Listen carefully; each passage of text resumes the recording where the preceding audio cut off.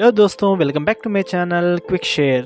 दोस्तों, आज इस वीडियो में मैं एक वीडियो शेयर करने वाला हूं प्रशांत किशोर का। हम सब जानते हैं प्रशांत किशोर एक राजनीतिक विश्लेषक है जो हिंदुस्तान की सारी राजनीति पे इनकी निगाह होती है और इंडियन पॉलिटिक्स की सटीक जानकारी इनको प्राप्त है। दोस्तों, आज उनके इस इंटरव्यू में नीतीश कुमार के मुतालिक बहुत सारे बातें इन्होंने कही है। मैं आपको उस वीडियो दिखा देता हूं। दोस्तों, आप चैनल पे नहीं हो तो लाइक करें, शेयर करें एंड सब्सक्राइब करें। हमारे साथ प्रशांत किशोर हैं। पहले रणनीतिकार थे, अब राजनीतिज्ञ भी हो गए, राजनीतिक कर रहे हैं बिहार में। अभी जो बदलाव हुआ है, जो एनडीए छोड़ के नीतीश कुमार महागठबंधन में है, आपका कितना योगदान है? नहीं, मेरा क्या योगदान होगा? मेरा कोई योगदान नहीं है, ना मेरी कोई भूमिका है, ना मेरी कोई ऐसी इच्छा है कि मेरी कोई भूमिका हो उसमें। क्या देखते हैं, कैसे देखते हैं इस बदलाव को? किस रूप में आप देखते हैं? जो जिस तरीके से लगातार नीतीश कुमार हर बार जिस गठबंधन से चुनाव लड़ते हैं उसको छोड़ के दूसरे गठबंधन में चले जाते हैं। नहीं, मैं इसको ऐसे देखता हूं कि 2012-13 से बिहार में राजनीतिक अस्थिरता का जो दौर शुरू हुआ है, ये उसी की कड़ी में एक और अध्याय है। अगर आपके दर्शकों को याद होगा, 2012-13 से 10 और आज तक 10 सालों में ये 6वीं सरकार है। उसमें एक ही चीज कांस्टेंट है, सब में मुख्यमंत्री नीतीश कुमार जी है, और दूसरा कांस्टेंट यह है कि बिहार की बदहाल स्थिति बनी हुई है। बाकी जो फॉर्मेशंस हैं वो अलग अलग फॉर्मेशंस लोगों ने ट्राई करे हैं। महत्वपूर्ण बात यह है कि जो भी सरकार बन रही है उसको शुभकामना है, वो अच्छा काम करे, जो जनता की जो परेशानी है उसको दूर करे। लेकिन आप बिहार में महागठबंधन जब बन रहा था तो आप उसके एक स्तंभ हुआ करते थे। आज फिर महागठबंधन है, तो आपको क्या लगता है कि बीच में जो नीतीश कुमार छोड़ के गए महागठबंधन, एनडीए में चले गए, वो गलती थी उनकी? देखिए, गलती सही तो जनता को तय करना है। अगर गलत होता तो फिर वो जीत कर कैसे आते। लेकिन स्वाभाविक है, जो महागठबंधन 2015 में बना था वो एक दूसरा उसका परिप्रेक्ष्य था। क्या अंतर था? वही चूंकि ये 2013 में जदयू नीतीश जी मोदी जी से निकलकर बाहर आए थे और उस एजेंडे पर चुनाव लड़ा गया था कि मोदी जी के ऑल्टरनेटिव के तौर पे, भाजपा के ऑल्टरनेटिव के तौर पे। आज वो व्यवस्था नहीं। आज कोई महागठबंधन और नीतीश जी नहीं दिखते आपको? नहीं, मतलब अरे महागठबंधन और नीतीश जी मिलकर कोई चुनाव तो लड़े नहीं है। चुनाव तो एनडीए और महागठबंधन के बीच में हुआ है, जीतकर एनडीए आई है। अब आप फॉर्मेशन मिडवे बदल रहे हैं, तो देखिए क्या होता है। ये तो गवर्नेंस का एक मॉडल है। इसमें कोई चुनावी राजनीति तो शामिल नहीं है, कहीं वोट तो हुआ नहीं है इसके लिए। तो आपको क्या लगता है, क्या वजह इसमें भी आकर मुख्यमंत्री बने हुए हैं, महागठबंधन में भी बन रहे हैं, एनडीए में भी बने हुए हैं? अंतर क्या? पिछले मैं तो आपसे पूछ रहा हूँ, पिछले 10 साल अंतर क्या देखते हैं? पिछले 10 साल में ये 6वीं सरकार है जिसमें मुख्यमंत्री नीतीश जी बनने जा रहे हैं। अंतर मुख्यमंत्री में नहीं आया है, अंतर सरकार के काम करने के तरीके में भी नहीं आया है, और जनता की जो स्थिति है नीचे, जो बिहार की स्थिति है, उसमें भी कोई अंतर नहीं आया है। वो दुखद बात है। लेकिन आज वो आए हैं, कल उन्होंने शायद कहा है, मैंने सुना कि एक नई अध्याय की शुरुआत है।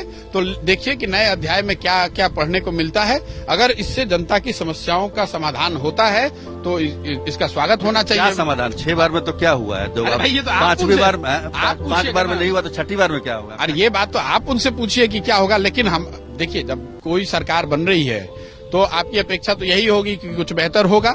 जैसे ये देखने वाली बात होगी कि नई सरकार में शराबबंदी पर क्या स्थिति होती है, क्योंकि अभी तक आरजेडी जो विपक्ष में थी वो तो शराबबंदी की आलोचना कर रहे थे।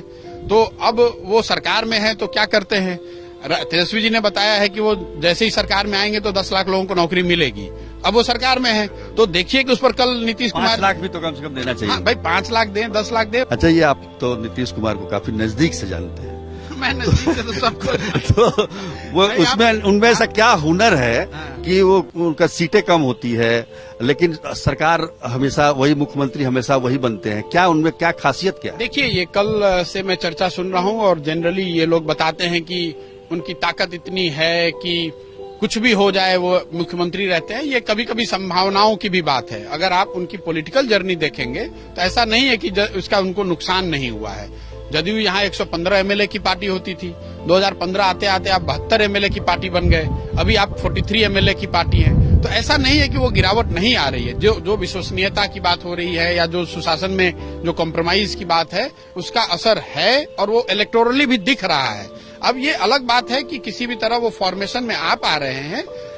लेकिन जो कल मैं कमेंट्री कुछ टीवी वगैरह पे सुन रहा था कि कुछ भी हो जाए नीतीश कुमार को ही जनता वोट कर रही है, जनता वोट उस हिसाब से नहीं कर रही है। आप उनके अपने दल की स्थिति देखेंगे तो 117-18 एमएलए की पार्टी से आज 40 एमएलए की पार्टी है, वो कोई ग्रोथ नहीं दिखाता है। और इन विषयों पे जो आप लोग सवाल करते हैं कि भाई ये जो क्रेडिबिलिटी पे असर पड़ेगा कि नहीं, विश्वसनीय, बिल्कुल इसका असर पड़ेगा। अगर आप बार बार चुनाव किसी दूसरे फॉर्मेशन में लड़ते हैं, सरकार कोई दूसरा नेता रहता तो निश्चित रूप से पड़ता है, लेकिन नीतीश कुमार उन पर भी पड़ रहा है, उन पर भी पड़ रहा है, नीतीश कुमार जी पर भी पड़ रहा है, और उनको और आपको हमको सबको ये पता है कि उनकी स्थिति पर भी पड़ रहा है। आप यहाँ पत्रकारिता इतने सालों से कर रहे हैं, नीतीश कुमार की स्थिति जो 2010 में थी और आज 2022 में बिहार में, मैं कह रहा हूँ बाहर की बात छोड़ दीजिए, उसमें जमीन आसमान का फर्क है।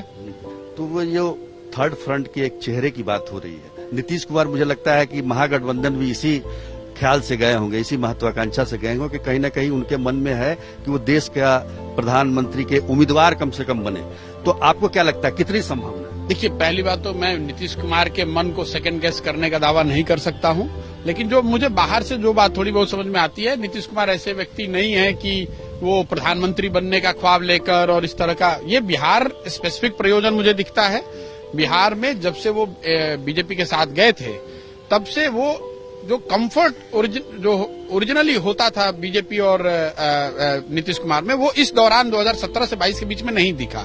It was always appearing as if कि किसी तरह साथ में हैं। तो वो एक सीमा है कि जो चीज से आप कंफर्टेबल नहीं है उसको कितने दिन तक ढो सकते हैं, उससे निकल गए हैं। और अब इससे कोई बिहार के आगे की राजनीतिक संभावनाओं में क्या होगा, क्या अच्छा होगा, बुरा होगा, उस तरह की बात की जो लोग भी ये चर्चा कर रहे हैं, मुझे लग रहा है ये प्रीमेच्योर है, बेमानी है। मुझे नहीं लगता है कि नीतीश कुमार ने कोई राष्ट्रीय रणनीति बनाकर और उसके तहत बिहार में ये कदम उठाया होगा। बिहार का ये कदम, मुझे ऐसा लगता है कि बिहार स्पेसिफिक है, बिहार में अपनी सत्ता बनी रहे, वो सीएम बने रहे और एक बेहतर प्रयास कर पाए, इसी सोच से बनाया होगा उन्होंने। ये तो लगता है ना, आप 15 में आपने देखा होगा, आप कह रहे थे उस समय एक चेहरा थे नीतीश कुमार। नहीं, मैं आपको इसीलिए मैंने शुरू में बताया नरेंद्र मोदी को चुनौती देने वाले पूरे देश में नीतीश कुमार चेहरा है कि नहीं? पहली बात कि मेरा ये काम नहीं है कि कौन नरेंद्र मोदी को चुनौती दे, ये बताना मेरा काम नहीं है। मैंने आपको पहले बताया कि 15 का महागठबंधन और आज जो बन रहा है, दोनों में जमीन आसमान का फर्क है। 15 का महागठबंधन राजनीतिक और प्रशासनिक दोनों पहलुओं के हिसाब से था। ये जो है, ये मोर और लेस प्रशासनिक पहलू से, एक गवर्नेंस के पहले से, सरकार चलाने के नजरिए से प्रयोग किया जा रहा है। इसके पीछे कोई बहुत बड़ी राजनीतिक सोच है, ऐसा मुझे नहीं लगता है। मुझे ये लगता है कि अगर वो एनडीए में मुख्यमंत्री थे, यहाँ भी मुख्यमंत्री हैं, तो अंतर क्या है? नहीं, ये अगर उनको चेहरा नहीं बनना होता तो क्यों आते हैं? इस तरह का सवाल तो मैं आपको पहले, मूल में वो बात है कि पिछले 10 साल में ये 6वां प्रयोग वो कर रहे हैं, तो ये उनके मन का अंतर्द्वंद हो सकता है, उनका डिस्कम्फर्ट हो सकता है, उनकी महत्वाकांक्षा हो सकती है और कॉम्बिनेशन ऑफ सब चीज हो सकता है। मैं कह नहीं सकता हूं कि एग्जैक्टली किस बात से उन्होंने किया है, लेकिन मैं इस बात पर बहुत विश्वास से कह सकता हूं कि मुझे ऐसा नहीं लगता है कि कोई राष्ट्रीय रणनीति बनाकर उसके बाद उसका एपिसेंटर बिहार को बनाया गया है। मैं उस परिप्रेक्ष्य में इसको नहीं देखता हूं, मैं इसको बिहार स्पेसिफिक देखता हूं, जिसका शायद नेशनल कोई इम्प्लीकेशन हो जाए, लेकिन आज की तारीख में तो कोई ऐसा इम्प्लीकेशन नहीं दिखता। आगे हो सकता है, हो जाए तो मैं, वो तो कुछ भी हो सकता है, राजनीति में कुछ भी हो सकता है। लेकिन एक सवाल ये एक है। हाँ बताइए अंजना, बोलिए, कुछ पूछ रही हैं? हाँ, तो ये हम ये कह रहे थे कि आप भी यहाँ पर घूम रहे हैं, आप घूम रहे हैं यहाँ पर पूरे उसमें बिहार में। आपको क्या लगता है कि नीतीश कुमार की छवि पहले और अब में, हम लोग तो देख ही रहे हैं, आप एक रणनीतिकार के तौर पर आप किस तरह से? पहली बात तो मैं रणनीतिकार के तौर पे नहीं, लेकिन जब लोगों के बीच में मैं जा रहा हूँ, दो बात बिल्कुल इसमें स्पष्ट है कि नीतीश कुमार की छवि जो जनता में छवि एज ए नेता, एज ए प्रशासक थी, उसमें जमीन आसमान का फर्क है। आप पहले की बात छोड़ दीजिए, 2010 वगैरह में तो बहुत लोग आदर से देखते थे। 2015 और अभी में मैं फर्क ये देख रहा हूँ, 15 में जब मैं यहाँ चुनाव प्रचार के लिए आया था नीतीश जी और महागठबंधन के साथ काम करने, तब जो लोग नीतीश जी को वोट नहीं देते थे, जो उनके आलोचक थे, वो भी उनके लिए किसी तरह के अपशब्द का प्रयोग नहीं करते, एक इज्जत जिसको कहते हैं। और नीतीश जी भी बार बार कहते थे कि और कुछ हो या नहीं, मैंने बिहार में इज्जत कमाई है। मैं जो फर्क अभी देख रहा हूँ कि जब आप नीचे जाएंगे तो बहुत सारे लोग आपको ऐसे मिलेंगे जो नीतीश जी के लिए ऐसे शब्दों का प्रयोग करते हैं जो मैंने कभी पहले नहीं सुना है, या पहले के नेताओं या सरकारों के लिए जिस तरह के शब्दों के प्रयोग किए गए हैं, उस तरह का लोग शब्द प्रयोग आज नीतीश जी के लिए कर रहे हैं। और वो मुझे लगता है कि नीतीश जी के लिए चिंता की वजह होनी चाहिए। पीके पहले भी जुड़े हुए थे, अभी भी जुड़े हुए, नीतीश कुमार से बातचीत होती है? नहीं भाई, वो मुख्यमंत्री हैं, जब फोन करेंगे तो बात हो जाएगी। कहीं आगे किसी इस तरह की योजना की भविष्य में कुछ जुड़ाव? मेरी उनसे लंबी मुलाकात मार्च में दिल्ली में हुई थी, वो पब्लिक डोमेन में है। उसके बाद बिहार आने के बाद से मैं मिल नहीं पाया हूँ। एक मुलाकात होनी थी, वो नहीं हुई। कभी एक दो फोन से बात हुई होगी, वो मोर और लेस कुशल क्षेम के लिए होती है। कोई राजनीतिक बात मेरी उनसे हुई नहीं। मुझे कोई जानकारी नहीं थी कि ये क्या हो रहा है, ना कोई जानकारी मैं करना चाहता हूँ। आखिरी सवाल ये है कि इस बदलाव को कैसा मानते हैं, बिहार के लिए क्या? भाई, मैं भी बिहार के अन्य नागरिकों की तरह उत्सुकता से इसको देख रहा हूँ, एंक्सस भी हूँ, और मैं देखना चाहूंगा कि सरकार मतलब मंत्रिमंडल कैसा बनता है, उसके प्राथमिकताएं सरकार की क्या होती हैं, और जो अभी तक सरकार चल रही थी उससे अलग क्या कल से होगा, वो देखने वाली बात होगी। चलिए, हम भी देखेंगे उसको। धन्यवाद।